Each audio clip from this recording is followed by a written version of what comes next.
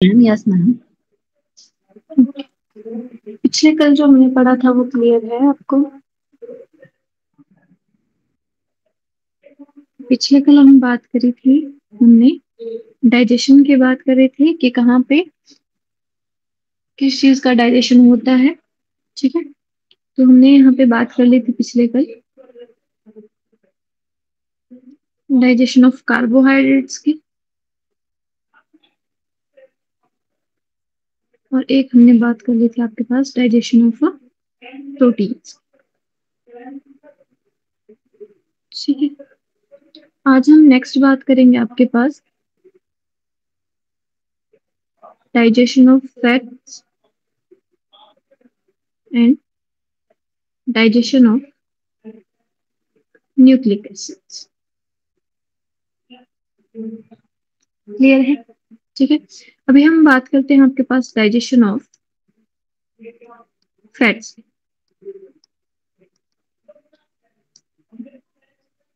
ठीक है, अब देखो जो आपके पास डाइजेशन ऑफ फैट्स है वो कहाँ से शुरू होता है। तो जो आपके पास डाइजेशन ऑफ फैट है, अब हम यहाँ पे स्टार्टिंग से बात कर रहे हैं। देखो बक्कल कैविटी में कोई एंजाइम नहीं होता है। ठीक है, तो बक्कल कैविटी में फैट का कोई डाइजेशन नहीं होगा क्योंकि वहां पे कोई एंजाइम ही नहीं है फैट को डाइजेस्ट करने के लिए। There is a no lipolytic enzyme. Second, buccal cavity के बाद आ जाता है आपके पास स्टमक, क्योंकि आपको पता है जो आपके पास ओइसोफेगस है उसमें कोई डाइजेशन नहीं होता है। ठीक है, तो मैंने आपको पढ़ाया था कि जो स्टमक है उसमें एक एंजाइम प्रेजेंट होता है जिसको हम बोलते हैं गैस्ट्रिक लाइपेज।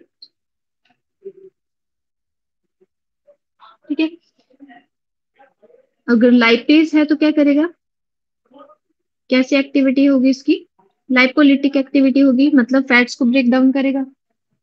ठीक है, बट जो आपके पास स्टमक है उसमें पीएच क्या होती है आपके पास, उसमें बहुत लो पीएच होती है। और जो आपके पास गैस्ट्रिक लाइपेज है वो आपके पास एक्शन करता है अराउंड पीएच 4.0 to 5, मतलब 4 to 5 पीएच के बीच में। ठीक है, अब देखो जो आपके पास गैस्ट्रिक लाइपेज है उसकी जो एक्टिविटी होगी वो कैसी होगी, सिर्फ कुछ ही सम मॉलिक्यूल्स को ही क्या कर पाएगा, ये मॉलिक्यूल्स ऑफ फैट को ही क्या कर पाएगा, डाइजेस्ट कर पाएगा थोड़ा बहुत। क्यों? क्योंकि स्टमक में पीएच क्या है, स्टमक में पीएच है अराउंड 1.8। ठीक है, तो इसमें ये जो एंजाइम है वो अच्छे से काम नहीं कर पाता। ठीक है, तो यहाँ पे जो डाइजेशन होगा थोड़ा सा पाइलोरिक रीजन में होगा, जैसे जैसे नीचे आ रहा होगा फूड। ठीक है, हमने ऐसे पढ़े थे आपके पास रीजन। ठीक है, तो एक आपने पढ़ा था फंडस, फिर आपने पढ़ा था कार्डियाक रीजन, ठीक है, फिर आपने पढ़ा था पाइलोरिक रीजन। पाइलोरिक रीजन कहाँ पे ओपन होता है, ये आपके पास ओपन होता है आपके पास स्मॉल इंटेस्टाइन में। तो बेसिकली यहाँ पे जो आपके पास पाइलोरिक रीजन है वहां पे पीएच क्या रहेगी, थोड़ा सा ज्यादा रहेगी एज कंपेयर टू स्टमक। ठीक है, तो वहां पे थोड़ी सी आपको गैस्ट्रिक लाइपेज की एक्टिविटी देखने को मिलती है। तो अगर मैं बात करूं फैट की, तो फैट का डाइजेशन कहाँ से शुरू हुआ, ये स्टार्ट हुआ आपके पास स्टमक से। ठीक है, फिर उसके बाद ये आपके पास स्टमक के बाद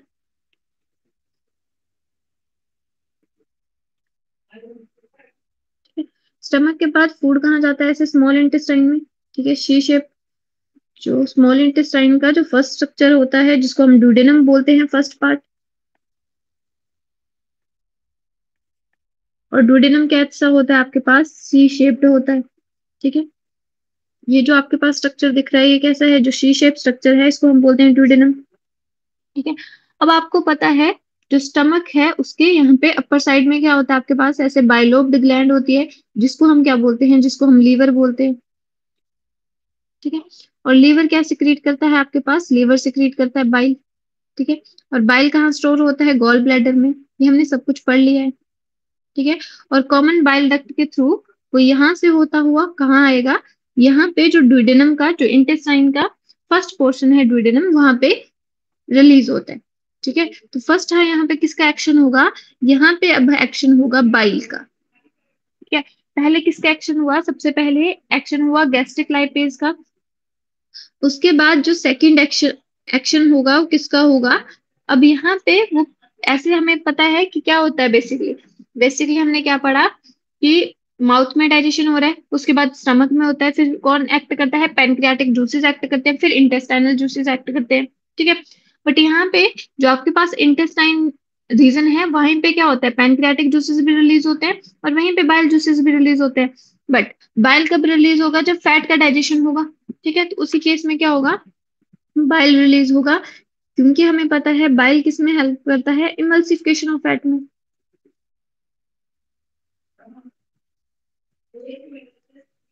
ठीक है। तो फैट के डाइजेशन में ये कहाँ पे हो रहा है, ये आपके पास इंटेस्टाइन में हो रहा है, इंटेस्ट इंटेस्टाइन के फर्स्ट पोर्शन, ठीक है, स्मॉल इंटेस्टाइन के फर्स्ट पोर्शन में हो रहा है ये, ठीक है। अब यहाँ से आपके पास क्या हुआ, जो लीवर है उसने क्या किया, बाइल सिक्रीट किया, ठीक है। अब बाइल कहाँ पे रिलीज होगा, यहाँ पे रिलीज होगा, ठीक है। अब बाइल का क्या एक्शन है आपके पास, वो क्या करेगा, इमल्सिफिकेशन ऑफ फैट करेगा। बाइल में दो पिगमेंट होते हैं, कौन कौन से, बाइल वर्डिन ये मैंने बता दिया है, और बाइल रूबिन, ठीक है। बाइल वर्डिन का कलर कैसा होता है आपके पास, ग्रीन, और इसका कलर क्या होता है आपके पास, येलो, ठीक है। और जो आपके पास बाइल सिक्रीशन होती है, ठीक है, तो अगर मैं पर डे की बात करूं, तो जो आपके पास 600 to around 1200 ml of bile secrete होता है per day, secretion of bile, ठीक है। जो किस में हेल्प करेगा, इमल्सिफिकेशन ऑफ फैट में। अब इमल्सिफिकेशन ऑफ फैट का सिंपल सा मतलब है कि जो आपके पास फैट है उसको क्या करेगा, अब आपको पता है जो आपके पास फैट बना होता है, फैट किससे बना होता है आपके पास, फैट आपके पास बना होता है ग्लिसरॉल प्लस फैटी एसिड से, ठीक है। अब बेसिकली फैटी एसिड्स कितने होते हैं, 3 फैटी एसिड होते हैं, इसलिए इसको ट्राइग्लिसराइड बोल देते हैं, ठीक है। तो बेसिकली क्या होगा आपके पास, जो टाई यहाँ पे जो ट्राइग्लिसराइड, ठीक है, ट्राइग्लिसराइड क्यों बोला, क्योंकि ग्लिसरॉल के साथ क्या अटैच है, 3 फैटी एसिड अटैच है, 3 के लिए हमने वर्ड यूज कर लिया ट्राई, और ग्लिसराइड वर्ड यूज किया हमने फैटी एसिड के लिए, ठीक है। अब जो आपके पास ट्राइग्लिसराइड है वो किस में चेंज होगा, वो यहाँ पे चेंज हो जाएगा किसमें, 1 टू डाइग्लिसराइड में, प्लस क्या रिलीज करेगा, साथ में ये ब्रेक हो जाएंगे, ठीक है। फैट आपके पास किससे बना होता है, ग्लिसरॉल प्लस फैटी एसिड से बना होता है, ठीक है। अब जब आप ब्रेक डाउन करोगे तो आपको क्या मिलेगा, दोनों प्रोडक्ट मिलने स्टार्ट होंगे धीरे धीरे, ठीक है। पहले आपको इसमें क्या है, पहले 1 टू डाइग्लिसराइड मिला, साथ में क्या मिलेगा आपको, फैटी एसिड मिलेगा, ठीक है। तो बेसिकली हम क्या कर रहे हैं, फैट का डाइजेशन कर रहे हैं, ठीक है। फिर ये फर्दर आपके पास जो इंटेस्टाइनल जूसेस हैं उसमें क्या होगा, ब्रेक होगा। क्लियर हुआ इमल्सिफिकेशन ऑफ फैट का मतलब, ठीक है। अब जो आपके पास मतलब ये ब्रेक हो गया, अब देखो नेक्स्ट है आपके पास इमल्सिफिकेशन, जो आपके पास इमल्सिफाइंग फैक्ट है, जो आपके पास इमल्सिफाइंग फैट है, अब वो लाइपेजेस की, यहाँ पे कौन सा एंजाइम होगा, लाइपेजेस, यहाँ पे भी कौन सा एंजाइम है, लाइपेजेस। अब ये जो लाइपेजेस है वो कौन सिक्रीट करता है, पैनक्रियास सिक्रीट कर रहा है, इसलिए इसको हम बोलते हैं पैनक्रियाटिक अमाइन, पैनक्रियाटिक लाइपेजेस। तो पैनक्रियास में जो इमल्सिफाइड फैट है, ठीक है, मतलब जो आपके पास फैट था वो क्या हो गया, वो छोटे छोटे टुकड़ों में ब्रेक हो गया है, ठीक है। उसके ऊपर कौन एक्ट करेगा, लाइपेज एक्ट करेगा, और उसको फिर से ब्रेक कर देगा किसमें, फैटी एसिड्स में, प्लस ग्लिसरॉल में, प्लस मोनोग्लिसराइड, ठीक है। मतलब फर्दर ब्रेक डाउन हो रहा है। और जो आपके पास इंटेस्टाइन होंगे, जो आपके पास इंटेस्टाइनल लाइपेज होगा, तो यहाँ पे अगर हम बात करें यहाँ पे पास इंटेस्टाइन के डाइजेशन में, ठीक है। तो जो आपके पास ये जो आपके पास कंपोनेंट्स हैं वो इंटेस्टाइन में क्या करेंगे, इम्पैक्ट करेगा आपके पास फर्दर यहीं पे लिख रही हूँ मैं। इन पे फर्दर एक्ट करेगा आपके पास इंटेस्टाइनल लाइपेज, जो बेसिकली इसको अब किसमें कन्वर्ट कर देगा, मोनोग्लिसराइड में।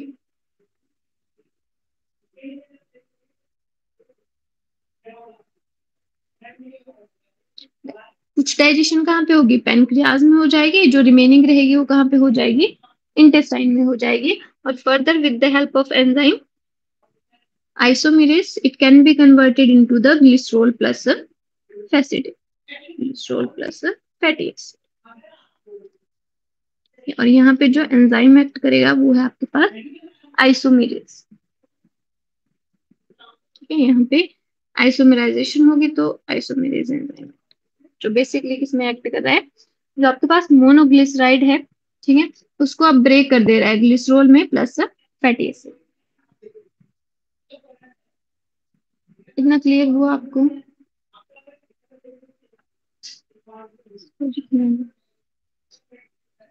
इसको, मेरी बात क्लियर हुई आपको?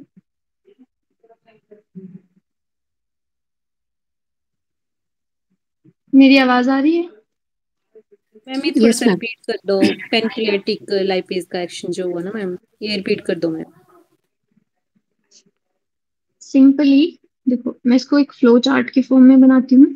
आपके पास क्या है, ट्राइग्लिसराइड है जिसको हम फैट्स बोलते हैं,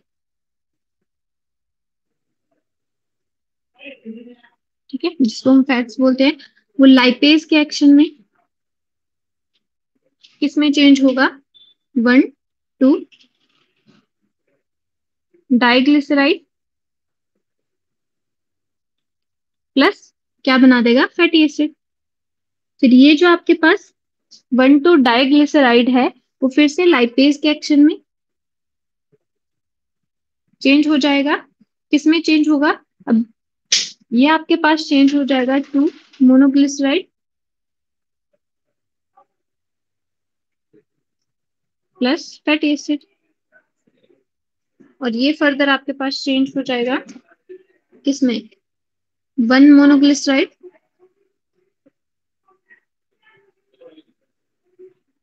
और ये जो मोनोग्लिसराइड है वो फर्दर ब्रेक हो जाएगा किसमें, ग्लिसरॉल प्लस फैटी एसिड।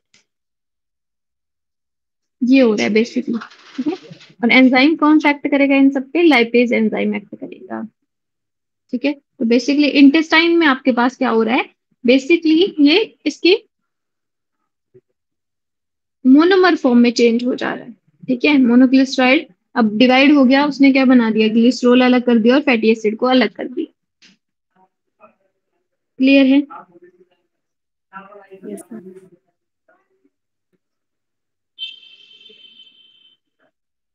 ठीक है। उसके बाद हम बात करते हैं आपके पास डाइजेशन ऑफ न्यूक्लिक एसिड।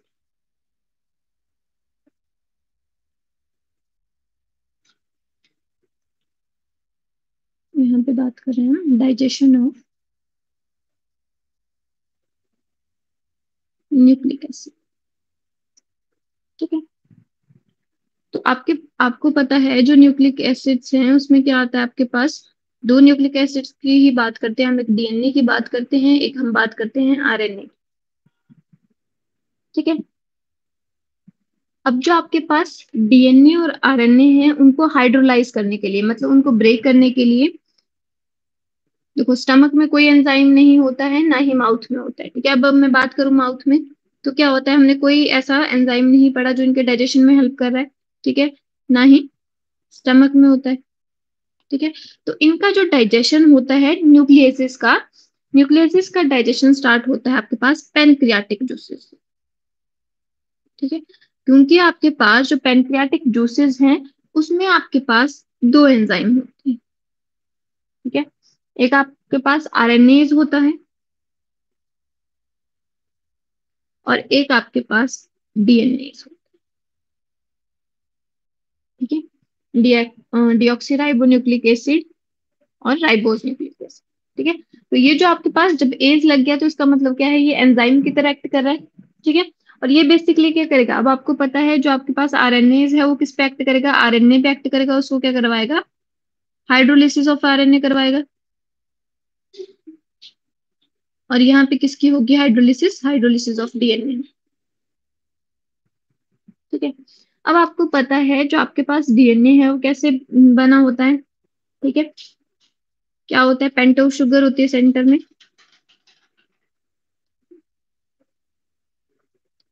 उसके साथ क्या अटैच होता है, नाइट्रोजन बेसिस अटैच होते हैं, और साथ में क्या अटैच होता है, फॉस्फेट ग्रुप अटैच होता है।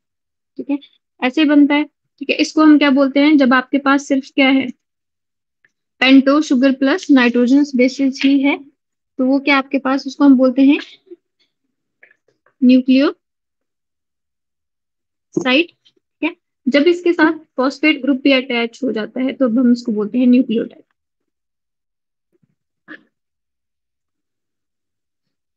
ठीक है, तो बेसिकली हम क्या करेंगे, इन सबको अलग करेंगे। ठीक है, इनको ब्रेक करेंगे और फ्री कर देंगे। ठीक है, जब ये कंबाइन हो गए तो क्या बनाएंगे, ये आपके पास जो न्यूक्लियोटाइड है उससे जुड़ जुड़ के आपके पास क्या बना, डीएनए बना या आरएनए बना। ठीक है, तो बेसिकली जो आपके पास पैनक्रियाटिक जूसेस हैं उनके पास क्या होते हैं, एंजाइम्स होते हैं, जो क्या कर रहे हैं, जो क्या कर रहे हैं बेसिकली, हाइड्रोलाइज कर रहे हैं। ठीक है,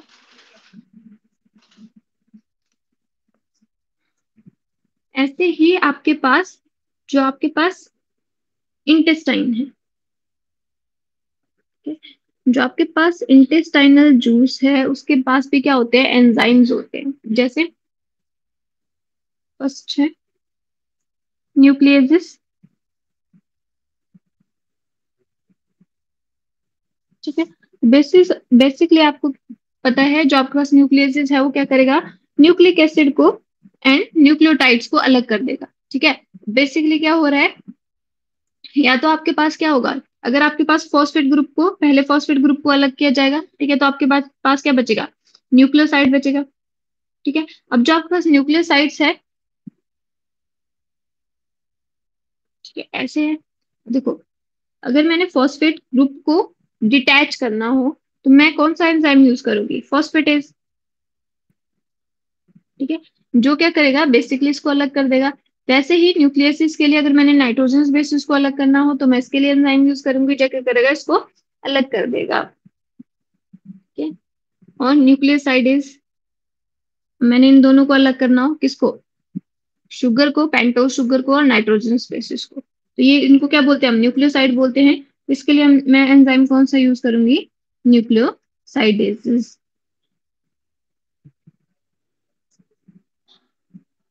जो क्या करेगा, फ्री नाइट्रोजनस बेसिस को फ्री कर देगा। इससे क्या रिलीज होगा आपके पास, फ्री नाइट्रोजनस बेसिस रिलीज होंगे, प्लस पेंटो शुगर। ठीक है, ये दोनों क्या हो जाएंगे, अब फ्री हो जाएंगे, अलग अलग जो हो जाएंगे, पहले क्या थे जो अटैच थे।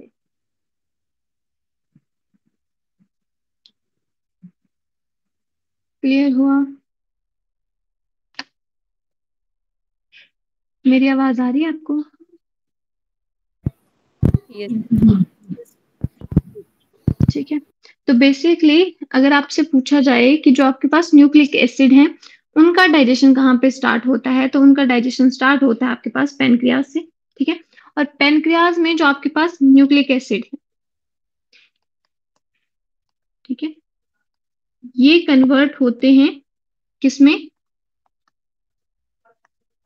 न्यूक्लियोसाइड्स में या फिर न्यूक्लियोटाइड।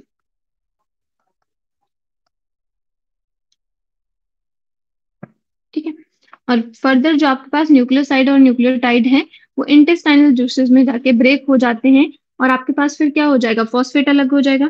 ठीक है, नाइट्रोजन बेस अलग हो जाएंगे। ठीक है, और पेंटो शुगर अलग हो जाएगी।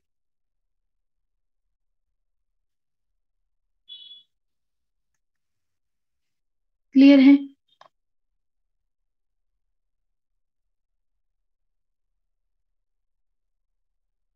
देखो जो आपके पास इंटेस्टाइन है, ठीक है, तो बेसिकली इंटेस्टाइन में क्या हो रही है, मैक्सिमम डाइजेशन इंटेस्टाइन में हो रहा है।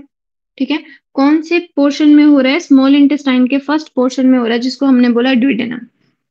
ठीक है, तो वहीं पे ही आपके पास सबसे ज्यादा एंजाइम रिलीज होते हैं। ठीक है, तो मोस्ट ऑफ द डाइजेशन यहाँ पे होती है, most of the Digestion occurs in duodenum part of the small intestine.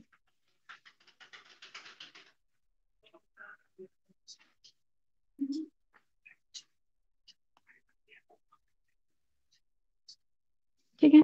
अब देखो जैसे आपके पास हमने क्या बोला, जो आपके पास फूड है अगर उसमें सलाइवा मिक्स हो जाता है तो उसको क्या बोलते हैं हम, बोलस। ठीक है। फिर जब आपके पास फूड में गैस्ट्रिक ग्लैंड्स की जो सिक्रीशन है, मतलब गैस्ट्रिक जूसेस अगर मिक्स हो जाते हैं तो उसको हमने क्या बोला, काइम। अब जो आपके पास फूड है उसमें क्या इन्वॉल्व हो रहा है, इंटेस्टाइनल जूसेस, उसको हम बोल देते हैं काइल। ठीक है।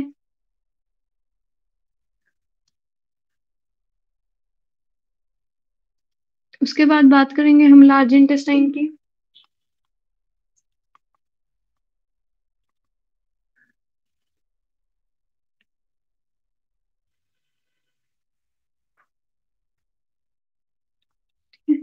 जो आपके पास लार्ज इंटेस्टाइन है उसके भी फर्दर 3 पोर्शंस होते हैं आपके पास,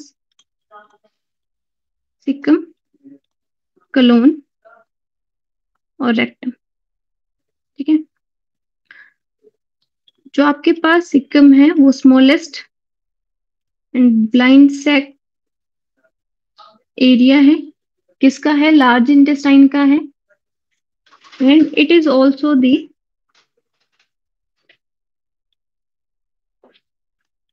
हाउस ऑफ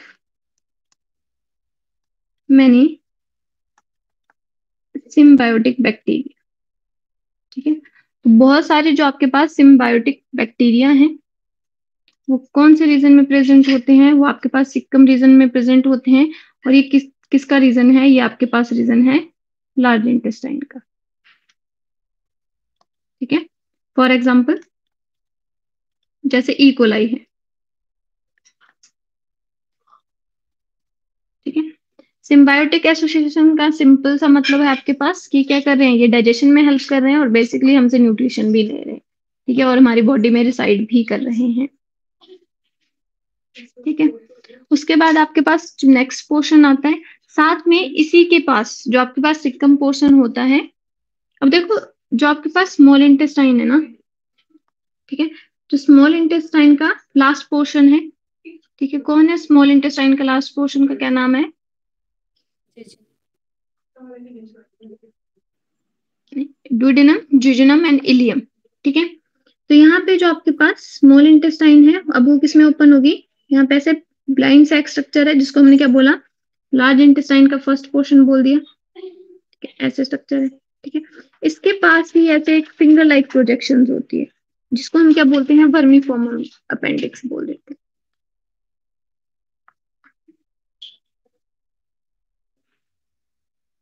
ठीक है।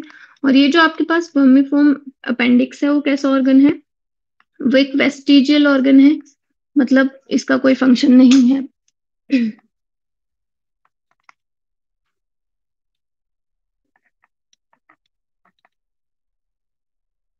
है। साथ में जो आपके पास ये जो पोर्शन है, ठीक है, ये भी कहाँ पे, वर्मीफॉर्म अपेंडिक्स भी कहाँ पे होगा, सिक्कम के पास ही होगा। साथ में जो आपके पास सिक्कम है वो किस में हेल्प करता है, यहाँ पे जो एब्जॉर्प्शन है विटामिन बी और के का, ठीक है, उसमें हेल्प होती है। ठीक है। तो बेसिकली क्यों, क्योंकि यहाँ पे क्या होते हैं, बैक्टीरिया पाए जाते हैं जो एब्जॉर्प्शन में और डाइजेशन में हेल्प करते हैं। कितना क्लियर है। ठीक है। अब देखो जो आपके पास क्लोन है उसके डिफरेंट रीजंस होते हैं।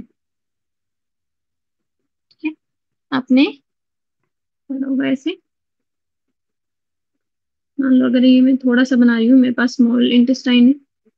ठीक है।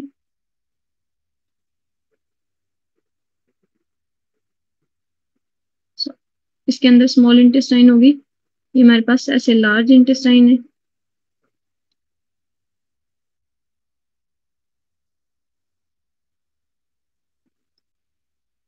और ऐसे नीचे को ओपन हो जाएगी। वेट।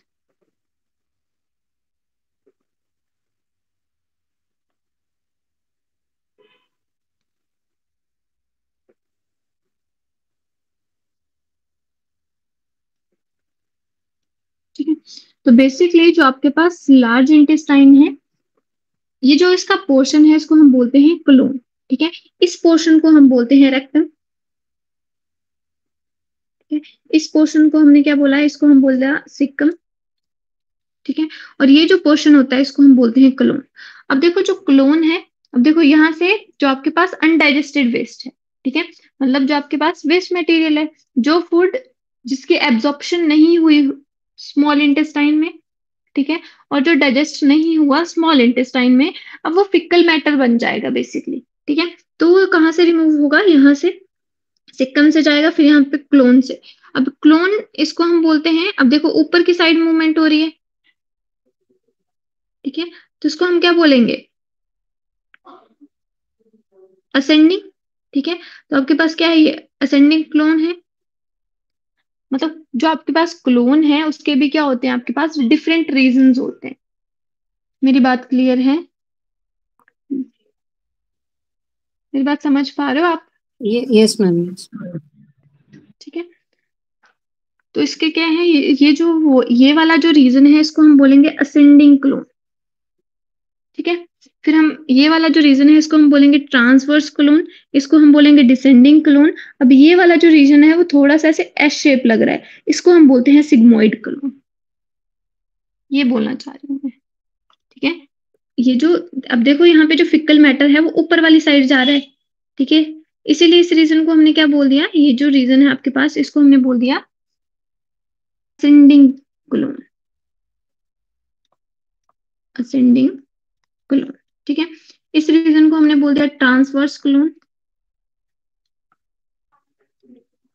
ठीक है। ये वाला जो रीजन है, ठीक है, इसको हमने बोल दिया ट्रांसवर्स क्लोन, ठीक है। इसके बाद जो आपके पास फिकल मैटर है वो कहाँ को आ रहा है, नीचे वाली साइड को आ रहा है, ठीक है। तो इसको हम क्या बोल देंगे, डिसेंडिंग क्लोन बोल देंगे,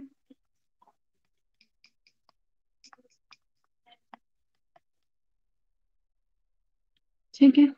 और ये जो आपके पास ऐसे ये जो स्ट्रक्चर है ये वाला, इसको हम बोल देंगे sigmoid clone. S shape structure को हम क्या बोल देंगे, सिग्मोइड क्लोन, ठीक है। तो कई बार आपके पास क्वेश्चन आ जाता है, sigmoid clone is the part of, किसका पार्ट है वो, लार्ज इंटेस्टाइन का पार्ट, ठीक है। अब बेसिकली जो आपके पास लार्ज इंटेस्टाइन है उसमें एज सच कोई डाइजेशन नहीं होता है, बट इसमें सिंपली आपके पास एब्जॉर्प्शन होती है, ठीक है। किसकी होगी, सिर्फ वाटर एंड सम मिनरल्स, ठीक है। और इसका कोई स्पेसिफिक फंक्शन नहीं है, ठीक है। और जो आपके पास रेक्टम है वहां पे जो फिकल मैटर है वो थोड़ी देर के लिए स्टोर होता है, ये जो स्वेलन पोर्शन बनाया है मैंने, ठीक है, ये आपके पास रेक्टम है, ठीक है। और ये एनस,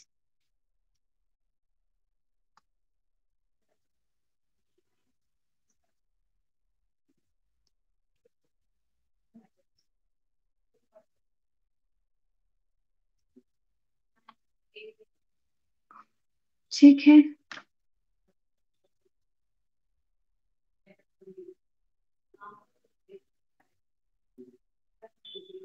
क्लियर है, यस मैम। Yes ma'am. ठीक है। तो बेसिकली जो आपके पास, अब मैं अगर आपके पास एलिमेंट्री कैनाल की बात करूं पूरी की,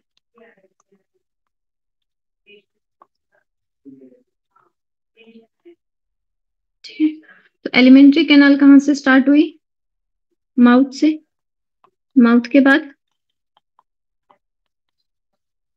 बक्कल कैविटी, ठीक है। बक्कल कैविटी में हमने किसके बारे में पढ़ा, टिथ, फिर बेसिकली आपके पास टंग,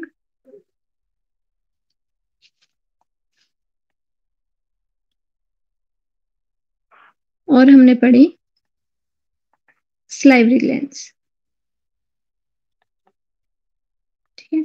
बट अगर आपके पास स्लाइवरी ग्लैंड्स की लोकेशन पूछी जाए तो कहाँ पे होती है, outside the buccal cavity. Buckle cavity के बीच में स्लाइवरी ग्लैंड्स नहीं होती है, बट उनकी सिक्रीशन बक्कल कैविटी में होती है, ठीक है। उसके बाद बक्कल कैविटी के बाद क्या आ गया आपके पास? फेरिंक्स। उसके बाद ओइसोफेगस।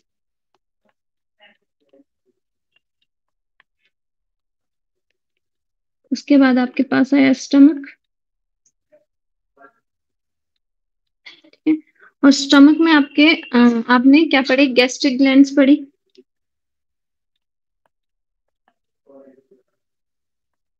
ठीक है। और मैंने और हमने साथ में क्या पढ़ा? रीजन ऑफ स्टमक पढ़े। रीजन में कौन कौन सा रीजन होता है? फंडस, कार्डियाक और पाइलोरिक। ठीक है। उसके बाद हमने क्या पढ़ा? Small intestine. स्मॉल इंटेस्टाइन में क्या रिलीज होते हैं आपके पास? Intestinal juices.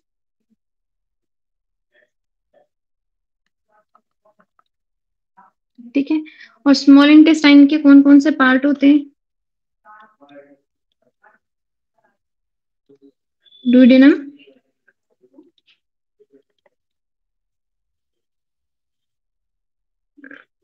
jejunum and ileum. And most coiled part कौन सा होता है आपके पास? इलियम।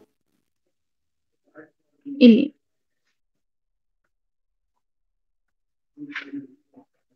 ठीक है। मैम आपने एंड अनदर नेम विच बताया था। मैम आपने अनदर नेम बताया था इंटेस्टाइनल जूस के लिए, वो क्या बताया था? अच्छा, सक्कस इंटेरिकस।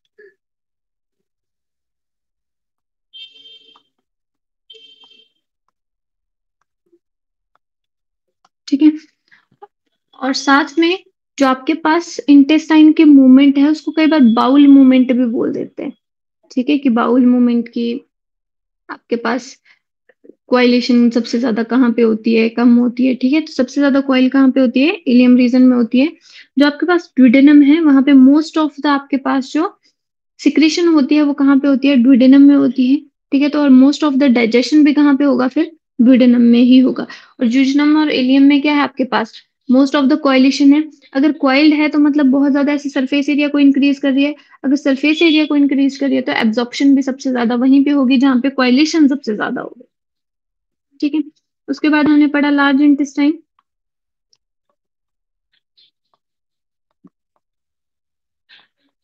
ठीक है। और लार्ज इंटेस्टाइन के हमने 3 पोर्शन पढ़े।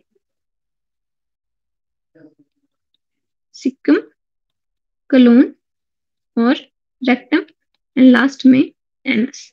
ठीक है। जिसमें मेन इंपॉर्टेंट है आपके पास सिक्कम, जहां पे क्या हो रहा है आपके पास? जो होस्ट करता है आपके पास मैक्सिमम बैक्टीरिया को। साथ में यहाँ पे क्या होता है आपके पास? एक फिंगर लाइक प्रोजेक्शन होती है जिसको हम बोलते हैं वर्मीफॉर्म अपेंडिक्स। क्लियर है?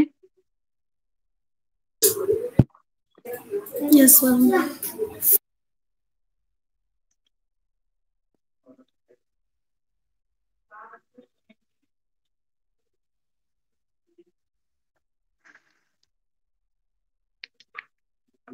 उसके बाद थोड़ा सा मैं बात करती हूँ आपके पास एब्जॉर्प्शन ऑफ फूड की।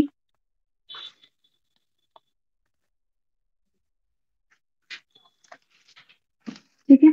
तो जो आपके पास एब्जॉर्प्शन होगा वो कैसा हो सकता है? एक्टिव हो सकता है और पैसिव हो सकता है। ठीक है। अब आपको पता है एक्टिव और पैसिव का। एक्टिव एब्जॉर्प्शन क्या होगा? जिसमें हम किसका यूज होगा? एनर्जी का यूज होगा बेसिकली। ठीक है। और पैसिव क्या है? जो कंसंट्रेशन ग्रेडियंट के अकॉर्डिंग है, मतलब इसमें एनर्जी का यूज नहीं होगा। ठीक है। और ये जो आपके पास एक्टिव जो ट्रांसपोर्टेशन होता है बेसिकली, या एक्टिव एब्जॉर्प्शन होगा, वो कैसे होगा? अगेंस्ट द ग्रेडियंट होगा। ठीक है। मतलब कहीं पे अगर कम चीज है, ठीक है, कहीं पे ज्यादा चीज है, ठीक है, तो कम से ज्यादा में भेजा जाएगा। अगेंस्ट द ग्रेडियंट होगा और ये अलोंग द ग्रेडियंट होगा।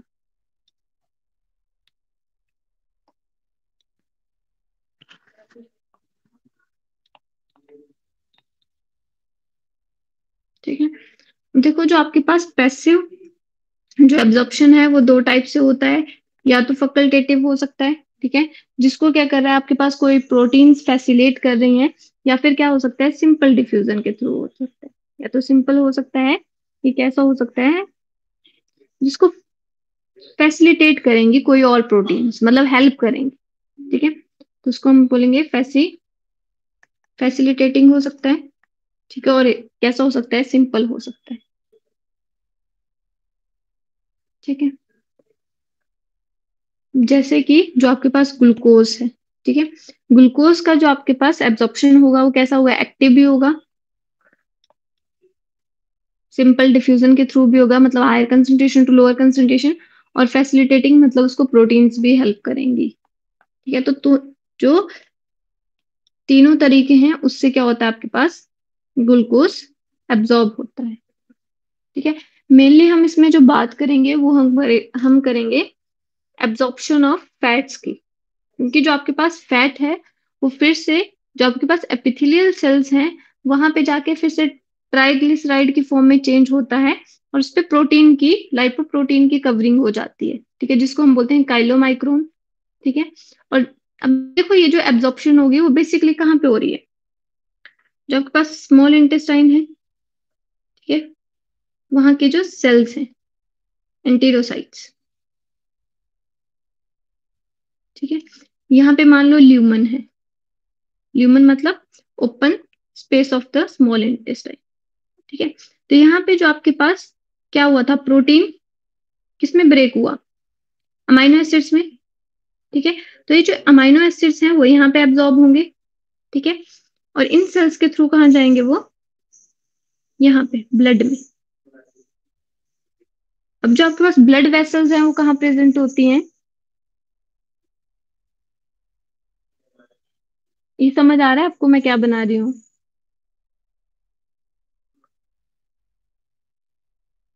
देखो हमने क्या पढ़ा था, हमने लेयर्स पढ़ी थी ना। Layers of intestine. हाँ, हमने आपके पास लेयर्स पढ़ी थी, लेयर्स ऑफ इंटेस्टाइन, ठीक है। तो उसमें हमने 4 लेयर्स की बात करी थी, सिरोजा, मस्कुलरिस, सब म्यूकोजा और म्यूकोजा, ठीक है। जो अंदर वाली लेयर है वो तो क्या है, म्यूकोजा है, और उसमें क्या हो गया, माइक्रोविलाई बन गई है, ये फिंगर लाइक प्रोजेक्शंस, ठीक है। तो ये किसको रिप्रेजेंट कर रही है, ये आपके पास रिप्रेजेंट कर रही है म्यूकोजा को, ये जो विलाई है, ठीक है। अब जो आपके पास सब म्यूकोजा है, सब म्यूकोजा के पास क्या होता है, ब्लड वेसल्स होती हैं, ठीक है, और लिम्फ वेसल्स होती हैं, नर्व होती हैं, ठीक है, किसके पास होती हैं, सब म्यूकोजा के पास होती है। ये आपके पास क्या है, ये सब म्यूकोजा, ठीक है। तो यहाँ पे जो आपके पास जो प्रोटीन है, ठीक है, मान लो यहाँ पे अगर हम पहले प्रोटीन की बात कर लेते हैं, ठीक है। तो यहाँ पे जो आपके पास प्रोटीन क्या था, आपके पास पॉलीमर है, मतलब बहुत लंबी चेन है अमाइनो एसिड्स की, ठीक है, किसके थ्रू, पेप्टाइड बॉन्ड के थ्रू जुड़ी है, ठीक है। अब यहाँ पे क्या हो रहा है, ये ब्रेक हो रही है, और किस में चेंज हो जाती है, इसके मोनोमर में, ठीक है। और उसका मोनोमर क्या, आपके पास अमाइनो एसिड्स, मोनो मतलब सिंगल यूनिट, ठीक है, वो क्या आपके पास अमाइनो एसिड्स, ठीक है। अब ये जो अमाइनो एसिड्स हैं वो स्मॉल इंटेस्टाइन में क्या होगी, इनकी एब्जॉर्प्शन होगी, ठीक है। अब ये यहाँ से क्या हो जाएंगे, एब्जॉर्ब हो जाएंगे ल्यूमन में से, ठीक है। अब यहाँ से अगर ये एब्जॉर्ब होंगे, किसके हेल्प से होंगे, जो आपके पास एंटीरोसाइट्स मतलब जो स्मॉल इंटेस्टाइन की सेल्स हैं उनके थ्रू होंगे, ठीक है, क्लियर है। अब यहाँ से ये कहाँ पे जाएंगे, बेसिकली ट्रांसपोर्टेशन कौन करेगा, न्यूट्रिएंट्स का ट्रांसपोर्टेशन करेगा ब्लड, ठीक है। तो जो आपके पास सब म्यूकोजा है उसी से आपके पास क्या अराइज होती हैं, ब्लड वेसल्स अराइज होती हैं, और वो कहाँ जाती हैं, म्यूकोजा रीजन में जाती हैं। म्यूकोजा रीजन में क्या है, आपके पास माइक्रोविलाई हैं जो बेसिकली एब्जॉर्प्शन में हेल्प कर रही हैं, ठीक है। अब इन्होंने जो फूड एब्जॉर्ब किया उसको कौन ऑब्टेन करेगा, अब ये फूड कहाँ आएगा, यहाँ पे आ जाएंगे, ये ब्लड के पास आ जाएंगे अमाइनो एसिड्स, समझ आई मेरी बात, यस।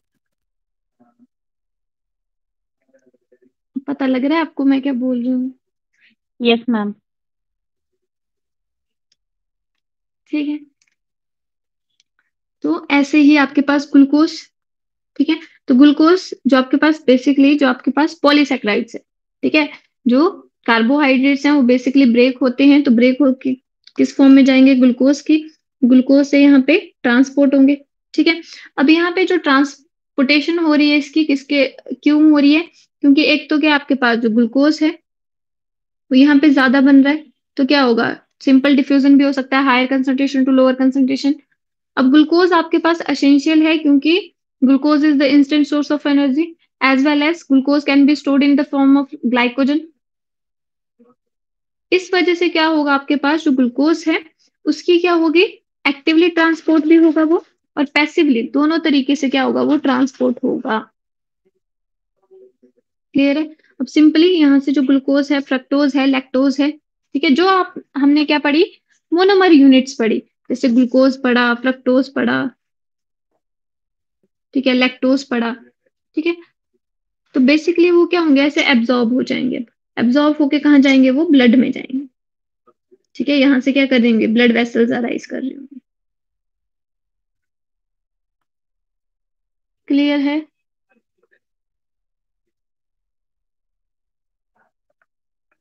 ठीक है, तो जो आपके पास एक्टिव ट्रांसपोर्ट में जो ग्लूकोज है उसका एक्टिव ट्रांसपोर्ट है, ट्रांसपोर्ट होता है। अमाइनो एसिड्स का आपके पास एक्टिव ट्रांसपोर्ट होता है जिसमें एनर्जी लग रही है। ठीक है। सोडियम का आपके पास एक्टिव ट्रांसपोर्ट होता है। ठीक है, ये कुछ आपने याद कर लेने हैं, ठीक है। जैसे सिंपल डिफ्यूजन के थ्रू कौन जाएगा, जिसका पैसिव डिफ्यूजन हो रहा है, मतलब हायर कंसंट्रेशन से लोअर कंसंट्रेशन आ रहा है, तो वहां पे ग्लूकोज हो गया, अमाइनो एसिड्स हो गए, क्लोराइड आयंस हो गए, and glycerol plus fatty acid. ठीक है। बेसिकली अगले नेक्स्ट डे हम पढ़ेंगे आपके पास जो एब्जॉर्प्शन ऑफ फैटी एसिड जो मेनली है। देखो इसमें क्या है, इसमें इजीली क्या हो रहा है, ल्यूमन में जो चीजें ब्रेक हो रही हैं वो इजीली एब्जॉर्ब हो जा रही हैं। ठीक है। और कहाँ पे जा रही हैं, ब्लड के पास जा रही हैं। ठीक है। बट जो आपके पास फैट्स हैं वो काइलो माइक्रोन की फॉर्म लेते हैं पहले, फिर उसके बाद वो एब्जॉर्ब होते हैं, और वो ब्लड में एब्जॉर्ब नहीं होते हैं क्योंकि जो आपके पास काइलो माइक्रोन होते हैं उनका साइज ज्यादा होता है। ठीक है, तो उसके बारे में हम कल पढ़ेंगे। ठीक है। यहाँ पे ग्लूकोज हो गया, सेम अमाइनो एसिड्स, फ्रक्टोज। तो ये जो आपके पास डिफ्यूजन होगा वो कैसे होगा, higher concentration to lower concentration हो सकता है। ठीक है, या फिर कंसंट्रेशन कम भी है, मान लो अगर ल्यूमन में अमाइनो एसिड्स की कंसंट्रेशन कम भी है, फिर भी क्या करना पड़ेगा, हमें एनर्जी लगा के अमाइनो एसिड्स चाहिए, क्योंकि क्या करेंगे ये आगे फर्दर हमारे बॉडी में प्रोटीन्स बनाने में हेल्प करेंगे ये। ठीक है, तो हम एनर्जी लगा के भी इनको क्या करेंगे, एब्जॉर्ब करेंगे। क्लियर है।